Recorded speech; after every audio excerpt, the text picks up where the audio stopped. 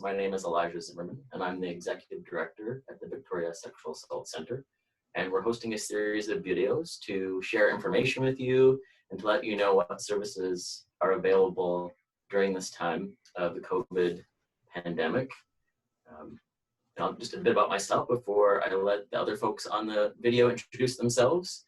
I'm relatively new here to VSAC. It's my second month, and I come with a background in education and frontline service around sexual assault support and domestic violence assault support. And so very happy to be here having this discussion and connecting with all the viewers.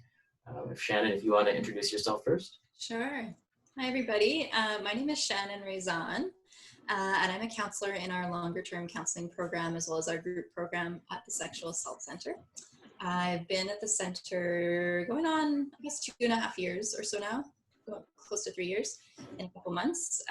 Started out as an intern, finishing my degree program in counseling, and worked in our crisis counseling department, and now work in our long-term counseling department.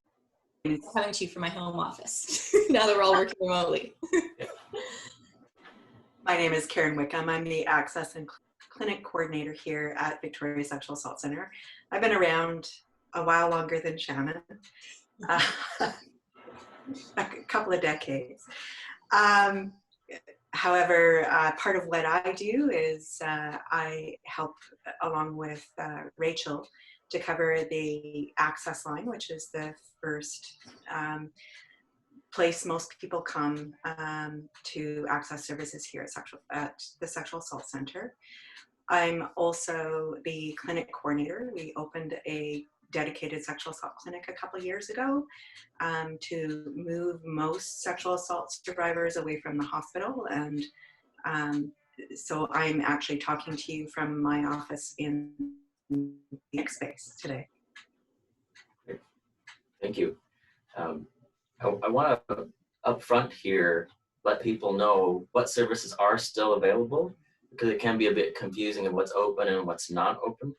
I'm wondering, Karen, if you can speak a bit about our clinic. It's a model that we're very proud of, and it's only kind in Canada, and we would be thrilled if this model would be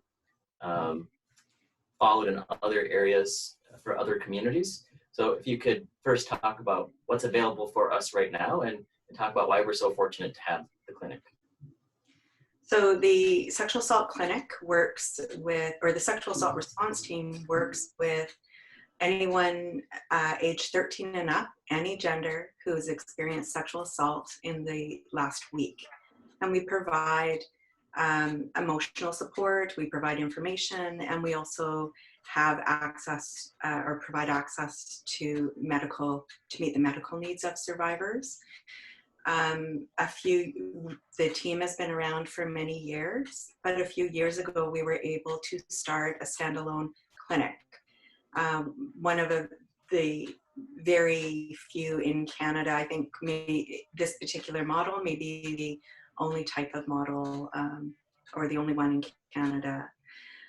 So what our clinic does is it moves sexual assault response from the hospital to a standalone clinic here at the Sexual Assault Center, which makes it a lot more accessible for individuals who've experienced a sexual assault in their life.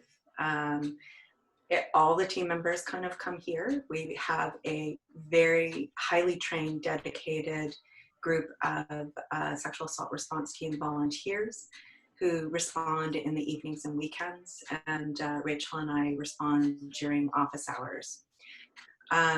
There's been a few changes because of COVID-19. So with the hospital, if you attend a hospital and don't have any urgent medical needs, you'll most likely be directed to the clinic for the sexual assault response. It's the better place for you to be. It's more accessible. It's very gentle environment. It's not a clinical environment. It's a very safe place to be for many, many people. If you require urgent medical care, so you've got broken bones or you need stitches or something along those lines, you will still be seen at the hospital. And once you're medically cleared, the forensic nurse examiner, who's part of our team, will see you at the hospital. Unfortunately, we won't be able to have a support worker with you if you are at the hospital, but we are available to provide support over the phone for you in that environment. Here at the clinic, you'll have everybody here that you need to see, and but we will be exercising social distancing, so we'll be a little bit further apart than we plan to be, but everything that you need is here at the clinic. You will be asked, and everyone will be wearing masks, so just to kind of reiterate that this is a safe place, and we will be following all the guidelines that we need to keep everybody safe in this environment. But please do not hesitate to reach out for support. Even if you are experiencing symptoms of COVID-19, give us a call, or if you're on home isolation, give us a call, and we'll kind of go through what some of your options might be. So please do not hesitate to call us. Thanks, Karen. And for those who are not as familiar with our clinic, can you talk just a bit about why it's special? Like, what does it look like? What can people expect if they're choosing to come get help from us? So it is a very private place. Of course, it's not attached to a hospital, so you don't have the chaotic environment of a hospital emergency department. It has a lot of soft surfaces and nice gentle colors. You are the only people in this space. So when you access this space, you are not having other folks who are watching what you're doing or wondering what you're doing. It is non-judgmental, it's caring, it's supportive. Everything is in your control as much as it possibly can be. And we will encourage that throughout your response here at the clinic.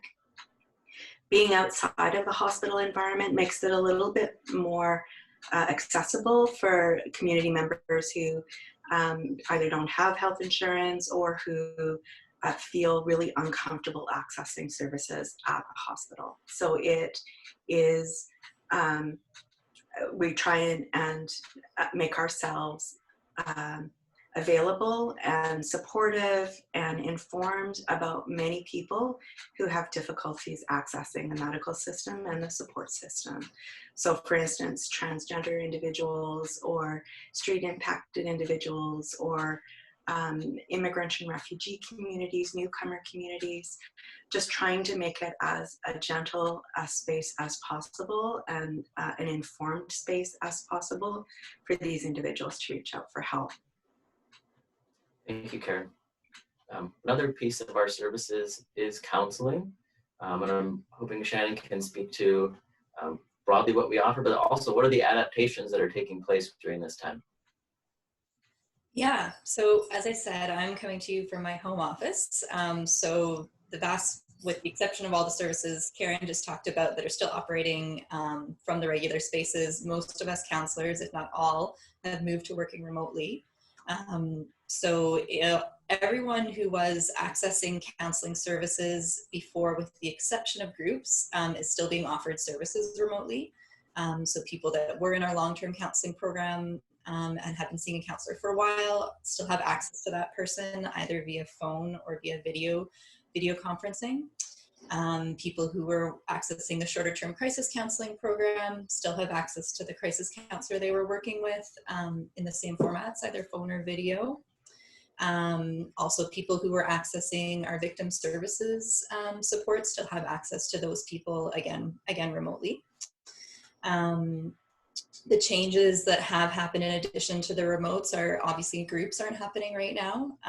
So we've canceled groups for the predictable future. Obviously none of this currently being predictable. And what we have done is our very first intro group.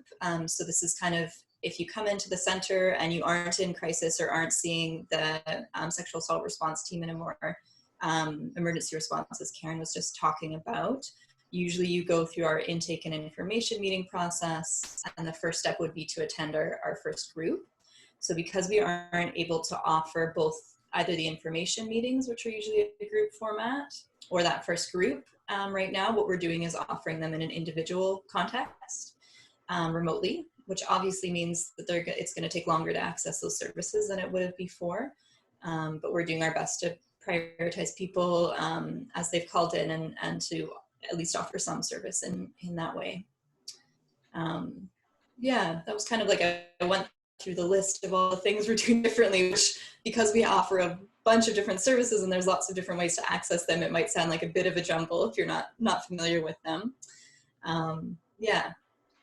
Yeah, and as a counselor, what if you can speak to sort of the usefulness of using video or audio and rather than in person? Like, how can a person expect that to go, and how do you find relating to clients in this way?